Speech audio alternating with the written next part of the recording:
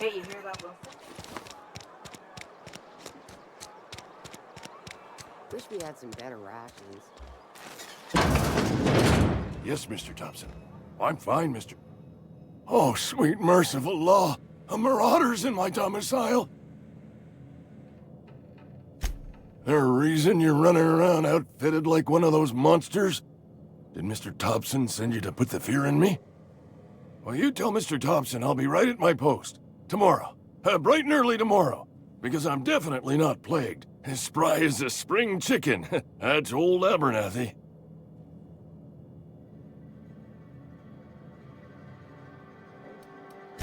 You some sort of wandering alienist? Walking into a man's own domicile, pestering him about his mental state? Silas knows, doesn't he? That's why he sent you. That's why he wants me to pay up. He knows. Sounds like he's already told you. You may as well hear it from me. I'm dying. I'm not long for this world. The date of my expiration is fast approaching, and soon I shall be ushered through the great cannery in the skies. Don't say that, Mr. Abernathy. You still got a couple decades in you.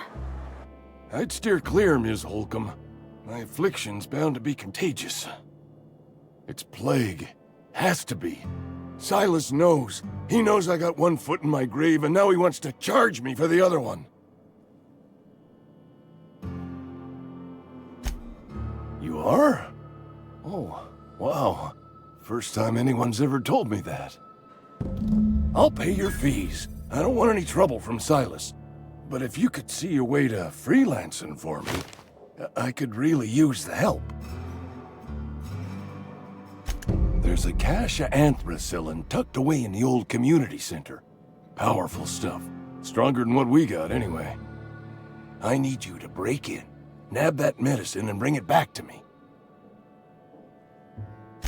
You been there already? And you ain't been ground down into marauder meat? Let's see it. Don't keep us waiting. Sweet life-giving nostrum. The first hit's always the best. Scratched together all the bits I had around the domicile. It ain't as much as you deserve, but it's all I got.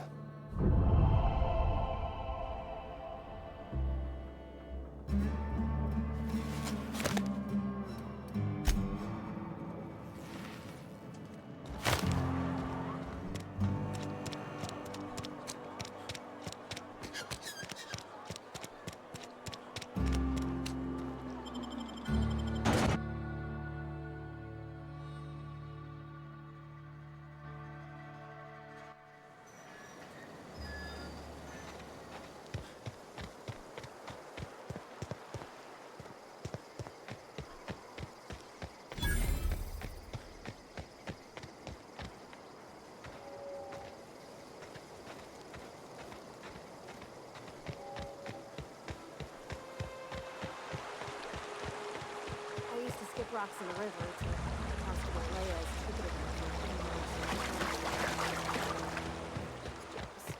She don't know how to skip rocks or anything.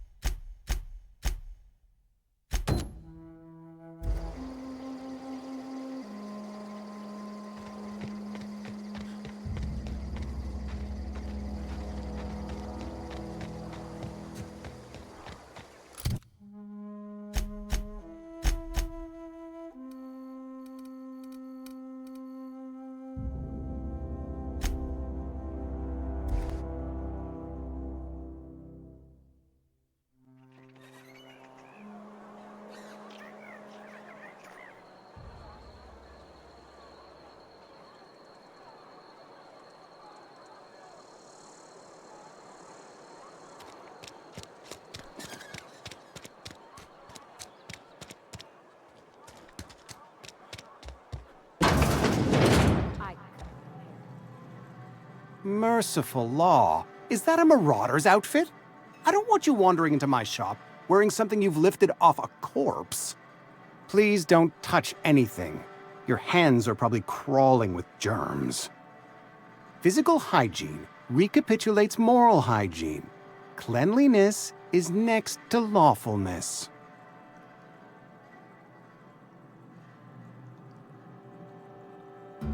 So everyone says, until someone forgets to cough into their elbow, and then we're all dying of plague. I'm Conrad. You will report to me if your hair fails to meet Spacer's Choice aesthetic standards. You will also report to me in the event of your death, whereupon I will clean and prepare your remains for interment. Ah, gravesite fees. Silas and I had talked about this at length. I thought I'd made it clear my pecuniary situation precludes the necessary restitutions. As broke as pie crust, friend. Bidless, indigent, destitute. I simply cannot afford it. I am a blemish on the prosperity of our fair settlement. When I expire, I expect Silas to toss my body into a ditch.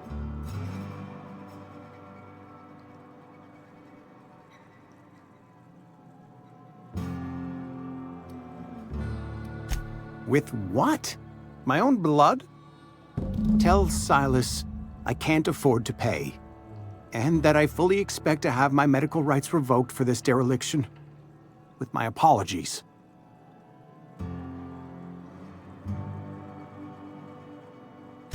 Some time ago, I fell ill with the plague. By the grace of the law, and through my own hard work, I'd proven worthy of treatment. Frankly, I don't imagine I'll earn that right a second time.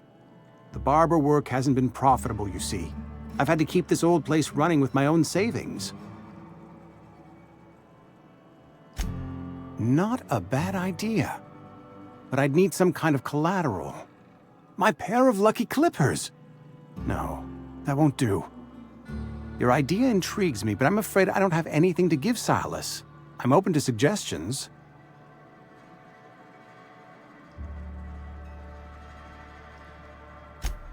Much obliged.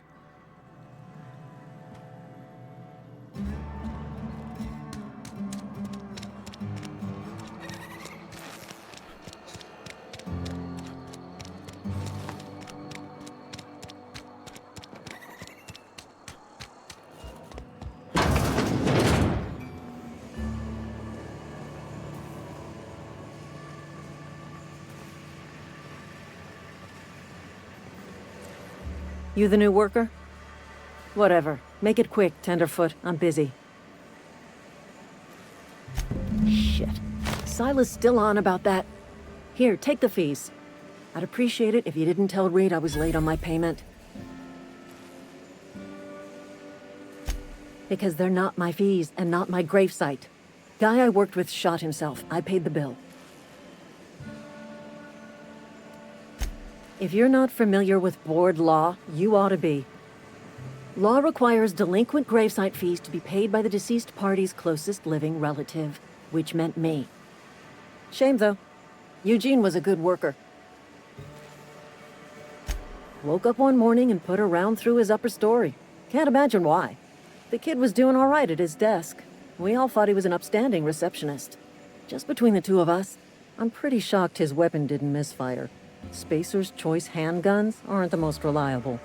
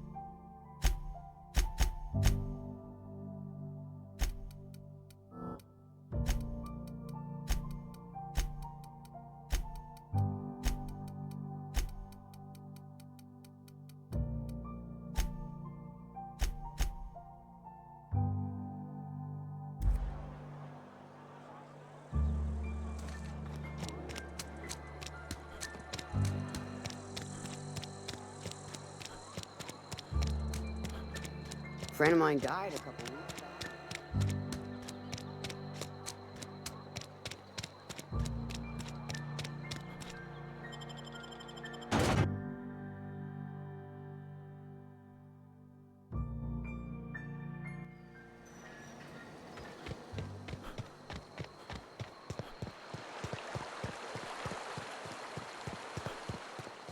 Hey, Miss Parvati. Lovely to see you about, Miss Parvati. Things going all right, Silas? Been keeping him careful and true, miss.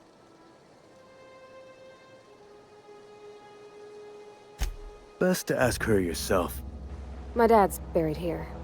Silas watches over him when I can't leave the house. Oh. Well, thanks. Something I can do for you? You run into any trouble? Conrad's barbershop is a yawning pit that swallows his every bit. I keep telling him he should cut a few corners, skimp out on the disinfectant. You gotta put the squeeze on Conrad. Find some dirt on him. Maybe check his back room. That's the word, extortion. Been on the tip of my tongue all day.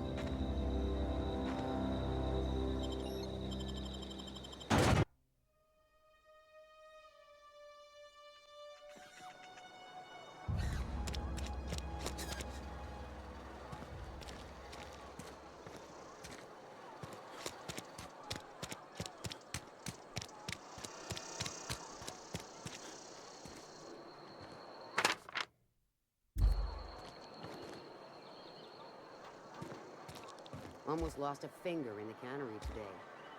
At least you got your health.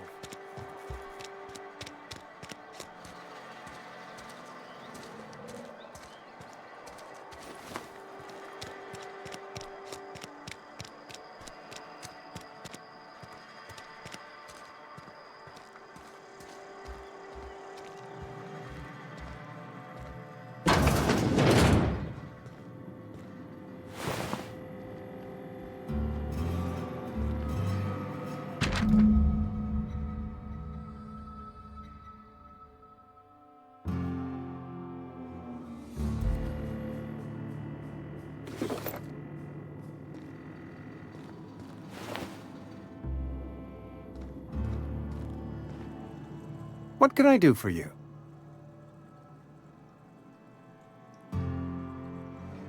You know about Eugene? How? Then, you know Phyllis suggested selling off Eugene's gold teeth. I didn't approve of the idea then, and I don't approve of it now. Eugene's golden teeth were a family heirloom, representing 3 generations of poor dental hygiene. He took them to his grave. That's unthinkable. Eugene's body and all rare earth minerals contained therein are solely the property of Spacer's choice. I can't ask Silas to dig up a man's body and pry a few teeth loose from his jaw just to pay my bills. Can I? Are you asking rhetorically? Because if you're being serious... Ugh, gross. Desperate measures, Miss Holcomb. Desperate measures. I'm going to have to ask Silas to dig up those teeth. It's the only way I'm paying my gravesite fees. I'm sure that I have no other choice. Here you are. Gravesite papers affixed with my signature and an IOU.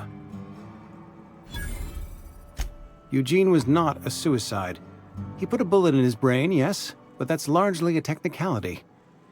I was the one who prepared Eugene's body for interment. I discovered symptoms of the plague on his corpse, and I discovered medicine in his pocket. Lots of medicine. Eugene overdosed on adrenatime, which is known to cause psychosis and paranoia as possible side effects. The paranoia drove him to take his own life.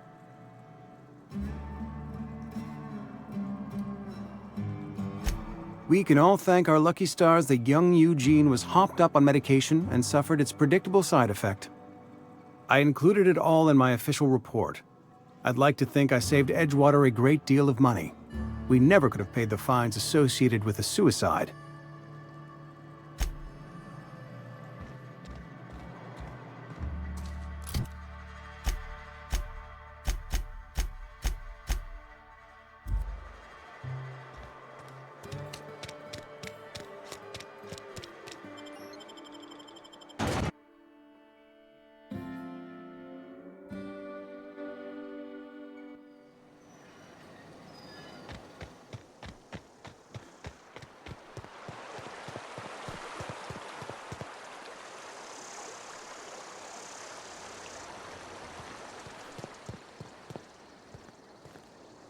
Grave digging's a fine profession. Always work to be had, and nary a word of complaint out of your clients. Yeah? What about him?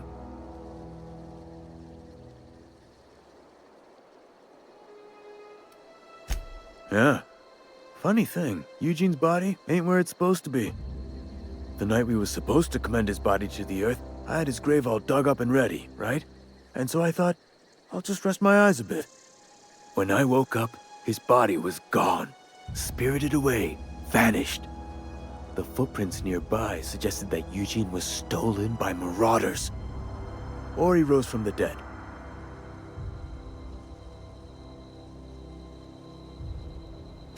Let me know if you find anything. Yeah?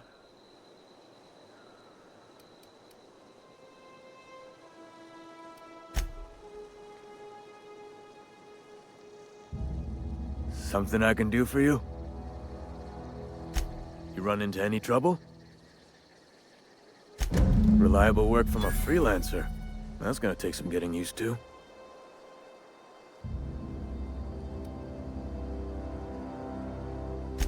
Abernathy was sick?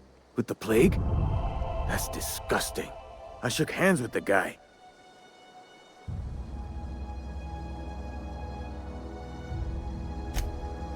What? No. If I knew he was sick, I would have had him reported. I needed his fees because of his name. A, for Abernathy. He was at the top of my list, you see?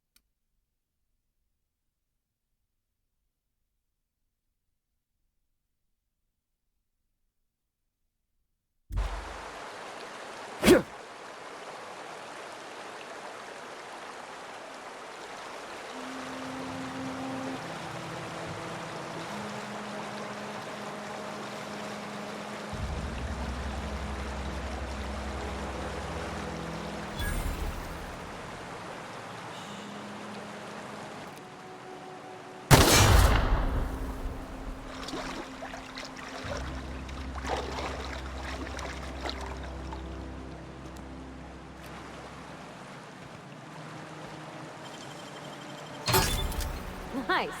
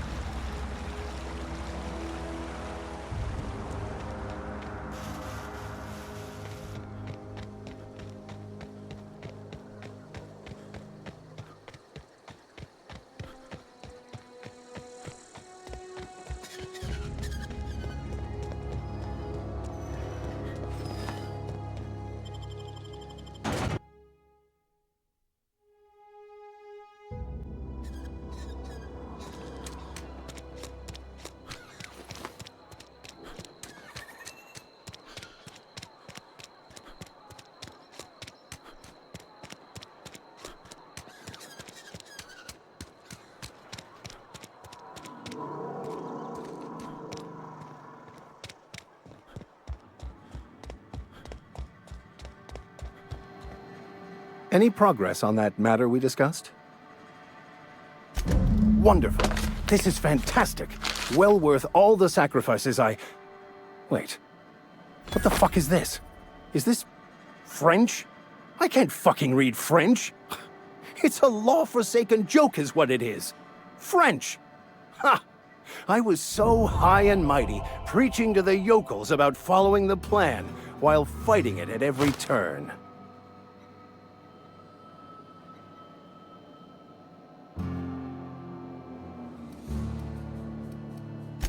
I've spent my life searching for the keys to unlocking the secrets of the universal equation that underlies the plan.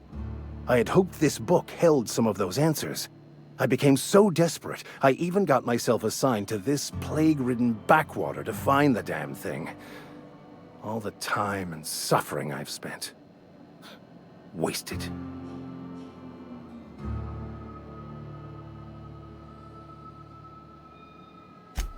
Please. As if my life should have no greater meaning than proselytizing to a bunch of feeble-minded wretches. Nothing could be more excruciating than discussing the true nature of reality with people who have no interest beyond their next Aetherwave program. But that's neither here nor there. What I need to do now is to find a translator, obviously. But to do that, I'll first need to secure transport. You have a ship. Perhaps I could make myself of use to your crew.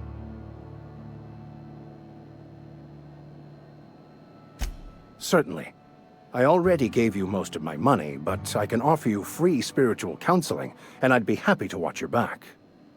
I'm pretty handy with a tossball stick, or any blunt instrument really.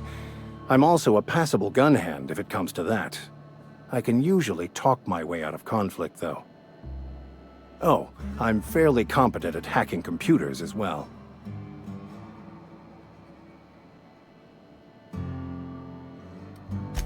Well, understanding computers is, though I admit I took it further than most. And I was quite the 32nd back during my seminary days. Left many an opponent bleeding on the field.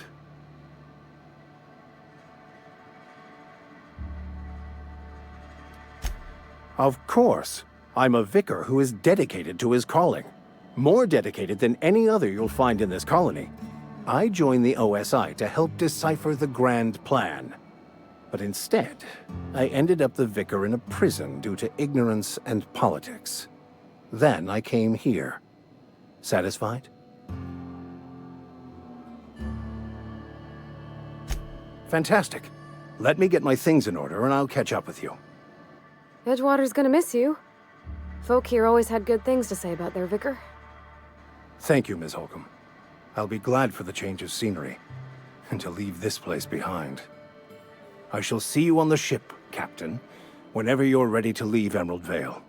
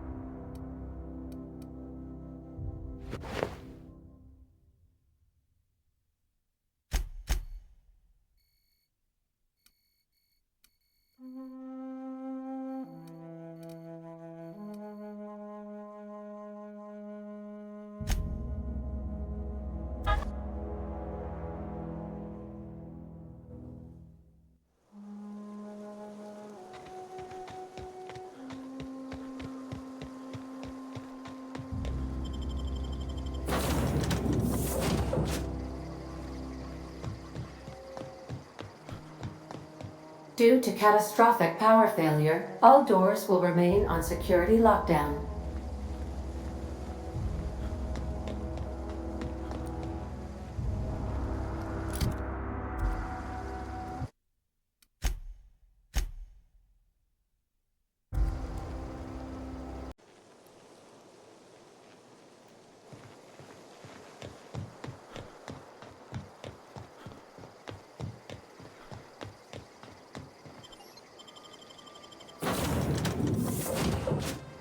If I'd been able to get out here, I so would have stripped this.